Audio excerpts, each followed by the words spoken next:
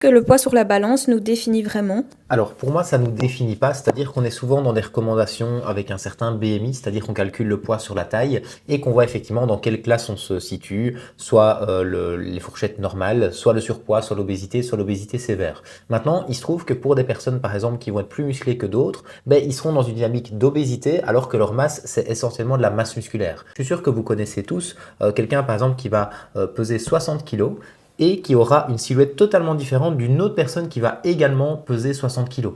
Parce qu'il y aura une personne qui fera énormément de sport, donc qui aura une silhouette très tonique, etc. Et puis l'autre personne qui pèse 60 kilos également, ben, aura une dynamique beaucoup plus flasque. Et donc effectivement, il se trouve parfois qu'on a deux profils qui ont le même poids, mais qui sont dans un état de forme totalement différent. C'est-à-dire qu'on aura quelqu'un qui pèse X kilos, mais qui aura une masse graisseuse qui est très élevée, et donc qui pourra être dans des circonstances aussi de surpoids ou d'obésité, ou alors à côté de lui, quelqu'un qui pèse exactement le même poids, mais qui a justement beaucoup de masse musculaire et qui va du coup être dans une forme olympique et qui n'aura du coup pas de soucis. Donc c'est vraiment se dire que le chiffre, c'est un indicateur dont on se sert, mais ce n'est pas la finalité de l'histoire. La finalité, c'est comment vous allez évoluer, comment vous allez vous sentir et ce que vous allez mettre en place au fur et à mesure des séances.